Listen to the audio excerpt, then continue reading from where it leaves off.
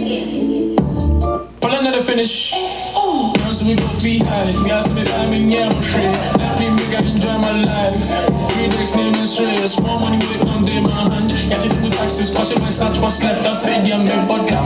Yeah, I'm back in my feelings. I don't know what I got subject in. I don't know what I got subject in. NSC just know the suspect in. Hey, what's up guys, welcome back to the channel. So in today's episode I'm going to shoot my brother. I'm going to try and make an EP cover for him today. So you're going to walk through with me, you're going to take the pictures and you're going to follow me through the editing process. So yeah, that sounds interesting. Let's hop into this video.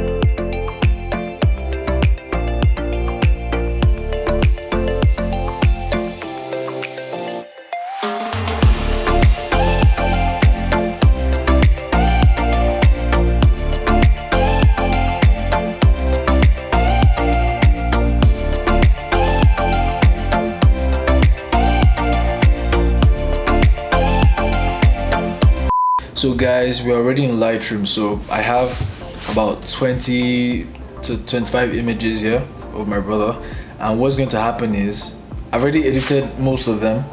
I just dropped a filter over most of them, but I'm going to focus on the one I'm using for the EP cover. Yeah, I'm going to edit some of it in Lightroom, then I'm going to go to Photoshop, tweak some things there, then come back to Lightroom, and along the way I'm going to show you some tips and tricks that you can use for certain things, so stick around. So yeah, let's hop into this. So this is the first picture, and these are just the other pictures that I just threw the filter on. I just wanted to make it look like a black and white film kind of. I just put some grain on there, made it black and white, just adjusted a few things. These are just I don't say general photos, but these are just the majority, but let's just go through some of them. Okay,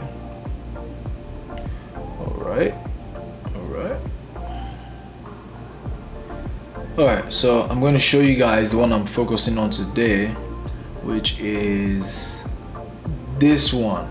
Yes, this one. Alright, so first of all, what's going to happen is I'm going to just do the basic adjustments. Okay, so let's go through that. So just see the exposure. I'm going to raise the exposure up a little. I'm going to raise up the shadows. Okay, the exposure is pretty perfect, I'm not going to lie. Let me see what presets I have, see what the presets look like with this picture. So hell no. Okay, I don't even know what this is. Nah. Season spree, nope. You know what? This flat looks nice. And let me keep that in mind. I'll come back to it. Classic. No. I like how like bare it looks, like very minimalistic. It looks very, gives me that minimalist vibe, you know. Let's see. I mean, most of these presets aren't doing much for me right now. Alright, Ivy's variant. This one looks decent. This one looks decent. It has a lot of contrast in there. But yeah, let me just go back to flat and see what it looks like. So this is flat, yeah. Okay, so now I'm just going to remove this pimple that's here, take that out. Okay, you see, so I would advise, if you really want to work on someone's face, go to Photoshop, don't do it in Lightroom, because Lightroom sometimes it sucks when it comes to adjusting and like correcting pimples and blemishes and all that. The AI is just like very whack, I don't know. So I'm going to leave this image the way it is, and I'm going to move it into Photoshop, which took some things there. So let's go to Photoshop. So you're going to right click, then go to edit in Photoshop. Alright, so we're in Photoshop now, and I'm going to use my tablet and my pen to really work on this photo. And if you want to learn how to retouch, I just recently finished a retouching course from David Afolayan, one of my good friends. I'll link his Instagram in the description. A very amazing photographer. If you really want to learn how to retouch, it's better you use a tablet and a pen for accuracy and detailing, especially when it comes to, like, you know, if it's retouching, whether it's retouching like graphic design, like drawing, it's kind of stuff where you need to be, you know, very sharp and precise. It's better for you to use a pen because of the pressure and the accuracy than using a mouse. So we're going to be using the pen. Alright, so I'm going to just remove some of the blemishes in this picture. Okay, so I'm just going to zoom in, remove some of the pimples that's on there. Okay, layer. Okay, I'm going to go to spot healing brush.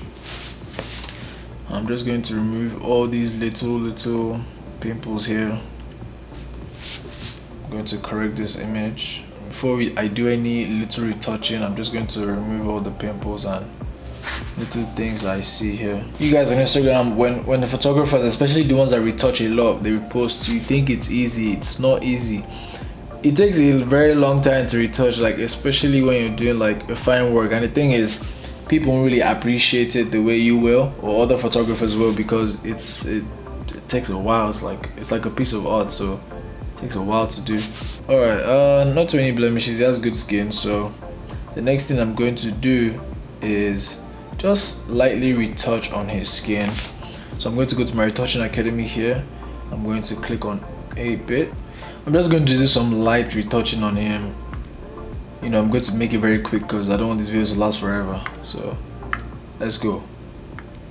Okay, low frequency. I'm going to use the mixer brush tool. No, what's this? No, I want to use the mixer brush tool. Okay, going to make sure my settings here are fine. Okay, I'm going to increase it a little bit so I can run through this faster. And yeah, let's go.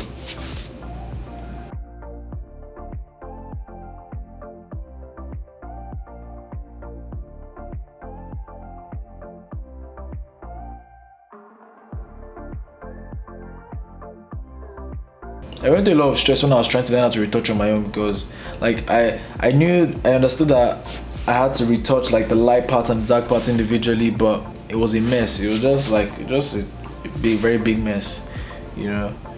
If you're finding it hard, you know, retouching yourself, just go pay for a course. To be honest, I bet you, to save you a lot of time, it's better for you to just pay for it, you know, and get through that obstacle quickly and start charging more money and any more money, you know, than just struggling by yourself. Because they're just little things that you're just getting wrong that you could have avoided if you just paid for a course, you know.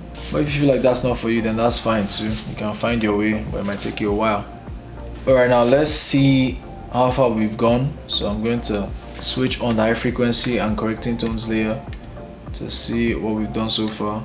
So we'll see before and after, subtle changes, but you know, you see the difference here. Let me zoom out a little bit more because I retouched his neck too. And mind you, I am rushing, so let's see before and after. Before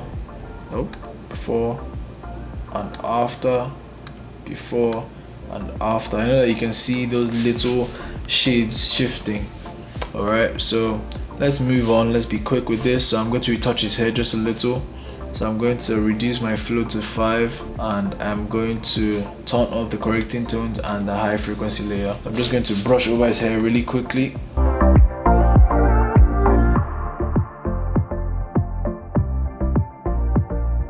Make sure you don't mix up the hair with the skin. Make sure if you're working on the skin, make sure you're on the skin. You're not blending it in with the hair, you know, else it looks weird and messy. Make sure you keep everything separate. The light parts, touch the light parts, touch the dark parts separately. Don't mix up the hair with the skin. Basic stuff. Now I'm going to show you how I edit my eyes in Photoshop. I believe I showed you my how to edit portraits in Lightroom video. I'm going to show you how it's done on Photoshop. So I'm going to switch on the high frequency and correcting tones layer, and I'm going to zoom in to his eye. Okay, now I'm going to go to my black and white, and I'm going to invert it, Command or Control I, depending on what you're using, and I'm going to use the regular brush, the brush tool. Okay, now notice what's gonna happen when I start painting on the white of his eye. You see, or you notice that the colored parts are starting to turn white, like very like plain white, like there's no red lining or anything in there. I also want to be careful that when you're doing this, you don't brush over the skin or like the eyelids, you know, because it will seem off to people. I'm just going to do this. I'm going to raise the reds up, just increase the brightness of his eyes a little bit. Okay, not too much, you don't want it to seem weird or fake. You know, I'm going to paint over this reflection on his eye. I'm going to zoom out. Okay, I see that his eye looks cleaner, you know, it looks cleaner. Now I'm going to slap a preset onto this picture. So right now, the next thing I'm going to do is I'm going to apply a filter on this picture. But before I do that, I need to merge all the layers. So what you're going to do, or what you're going to want to do, is click on Command Alt Shift E, or if it's Windows you use, same thing, just Control. Okay, so now that everything is merged into this layer, make sure the layer is selected, then you move to Filter, Camera Raw Filter, and I'm going to go to these three dots under here and Load Settings. Now I'm going to find my preset in my system. So let me see, Events, Light Skinned, Indoor, Presets. Alright, let's see if this is the one. Yes, this is the one. Okay, so we're going to click on OK. Alright, so now what we're going to do is just play with the opacity to where I'm comfortable. I'm not going to leave the image like this, obviously. That looks crazy. Some people would. Art is subjective, so. Alright guys, so what we're going to do now is move this picture back to Lightroom and finish it up. So what we're going to do is go on File and Save. I'm just going to save and move back to Lightroom. So let's just give it a few seconds. Okay guys, so we're back in Lightroom, and what I'm going to do now is just add some finishing touches before I export this image. So I'm going to go to the tone curve just to add a little bit more contrast to this image. I'm going to tap the three dots here, here and here. I'm going to drag my shadows down, see what that looks like. Okay, I don't want to make it too contrasty, so this is, I believe this is fine. Raise the highlights a little bit, see what that looks like. It's mainly controlling his shirt, because that's the only bright thing here. Going to take it up here, bring this down. Okay, pretty simple. It's not that different from what we have. Very simple. I'm going to leave it like that. Okay, now I'm going to move. Now I'm going to go to the brush and I'm going to edit his eye further. So this is his eye, and I'm going to make his eye brighter. First of all, just swipe it over like this, increase the brightness by maybe, depending on what it looks like in your image anyway, you don't want to go overboard. So I believe this is fine for me. I'm going to make a new brush, go deeper.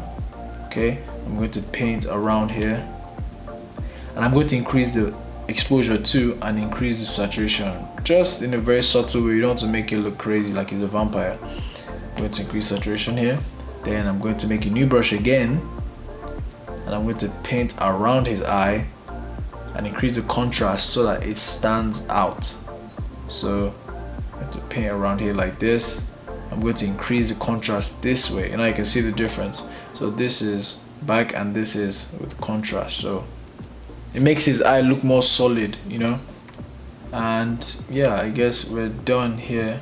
Just increase the contrast here, and yeah, we're done with the eye. So we're done with this image. So this is the EP cover, guys.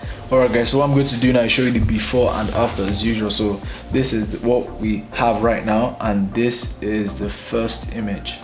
So before, so this is the first image, yeah, and this is what we ended up with, the final product. So before, this is a long before and after. Before, right, and after. Guys, click on this video to learn how to always look perfect in pictures, so that when they take your picture at that party, you look like you cover, you understand? But before you do that, please don't forget to leave your like down, don't forget to comment down below, don't forget to subscribe and share with your friends, and I'll see you in this video.